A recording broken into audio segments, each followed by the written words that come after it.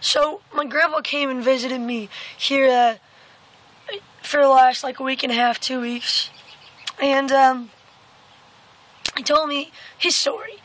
And without getting into many details about his personal life, his first marriage, my father's mother, ended because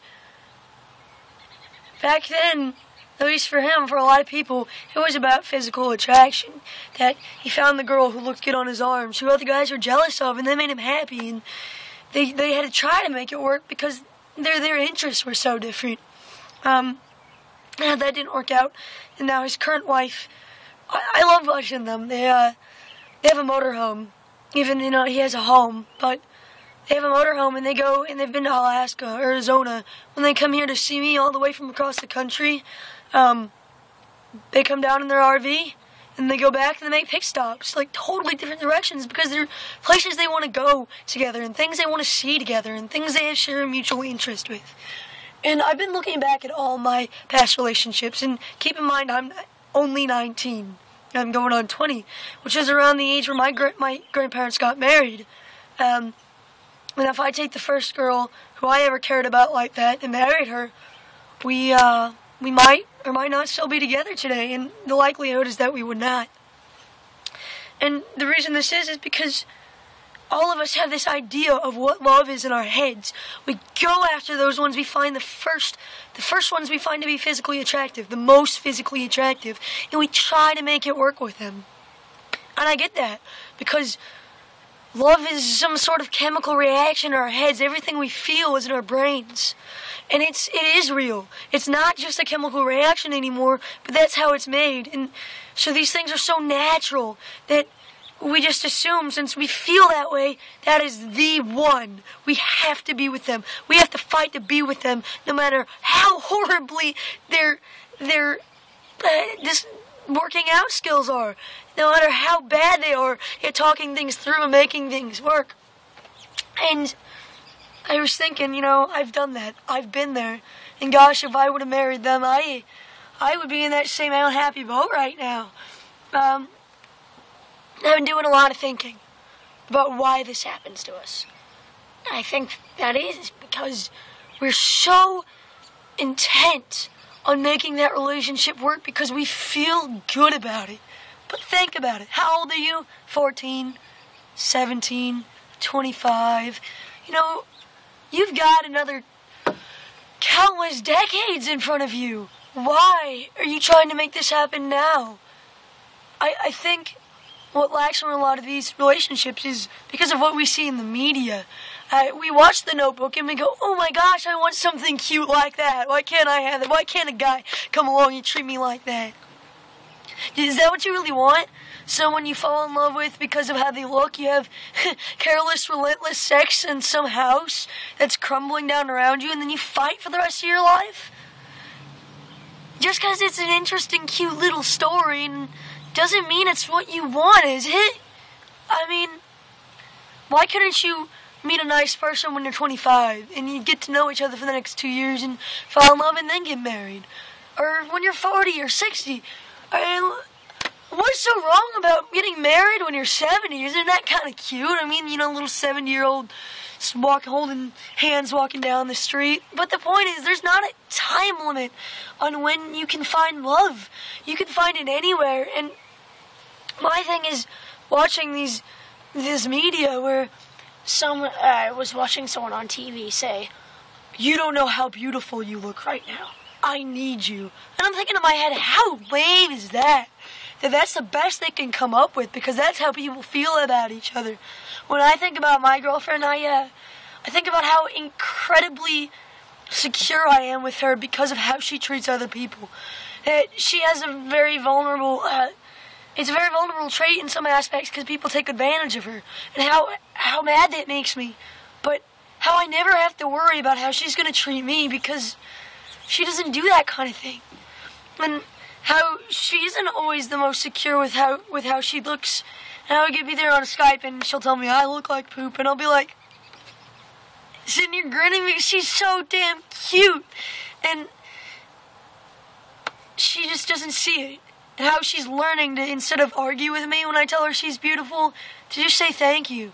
And how when I'm sick and I'm complaining about my tummy ache because I complain like no other, she makes me go up and go eat some of my Pop-Tarts because she knows that I'm not going to shut up until my tummy's feeling better. The point is, like, why does it have to be this relationship we see online that other people are making famous? That the guy gives you the hoodie and, hugs you from behind. Yeah, that's cute. But is that what you really want? Or is what you really want someone who is there at the end of the day, who you can count on to be there, who you can share things with, that you like to do the same things with? Another thing I've done wrong is I'm going for all the wrong types of girls because I find them attractive, quite simply, and I grow to care for them and trust them, which is fine. But we didn't have anything in common to begin with. They like going to Panama City and partying it up and drinking. I can't stand alcohol. I can't. I like to go and explore caves and maybe one day skydive and learn about evolution. I like things in life that I feel are important. And if they don't feel they're important, I don't want to just suck them up. And Grandpa would tell me about how him and my grandma would sit around and play cards, and how she was more the social type, and so she had this idea, hey, why don't we go and invite all people, 4 more couples, and we could all sit around at different tables and play cards. Wouldn't that be fun? Because she liked the social atmosphere and how they did it, and you couldn't even hear yourself think because there's so many people there playing cards. And I think I relate to my grandpa in a lot of ways. I like being around some people. I like having fun, but I'd rather stay home or go somewhere with a smaller group of people or with one person and talk and do things with. Not go out and be this little, hey, I'm here, I'm at the party now kind of person. And I think what you need to do, if you find yourself becoming increasingly unhappy, that nobody cares anymore, that you just want that person to love you, that you want their person there, think about how you appear to someone when they first meet you, and then how you would appear to them if they heard you saying that.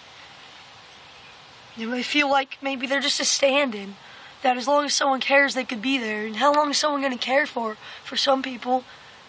Work on yourself. Work on your ambitions. Follow your dreams. Do you. Don't do you and someone else. Do you. Because I promise you, one day, you're going to find someone you can really get along with. Maybe it's not the first person you picked up in a lineup based on looks, but you'll be attracted to them. And maybe then you won't have to be going through every day wondering who's going to love you at the end of the night, because one day you're going to give someone a chance who actually makes an effort and who's there and who you have things in common with. We all have to be attracted to the person we fall asleep with at the end of the day in some way, but don't pick them out of a lineup. Let yourself be attracted. Let you have conversations. Engage where they want to go in life and where you go in life, and if you think those things will mesh, because you don't want to be 30 years old with 2 kids going through a divorce because, quite simply, all they want to do is party, and you just want to live the family life and do things fun with your family and keep it on the lowdown. You've got to find a person you're happy with being you, not having to meet midway and compromise who you are as a person. There's a difference between working through your issues and taking 2 people and trying to make them one. Because at the end of the day, you're 2 people. You're not one person. You're 2 people working together towards one goal. And no one ever should make you become half of one person, because you're your own person. And you will always be your one person. And people are attracted to people, not to a half of something, not to half of a person just drugging through life trying to find another half. Because maybe we do have other halves, but we're not going to find them by forcing us by forcing ourselves to be somebody's other half. We're going to find them because they are our other half. So, do you.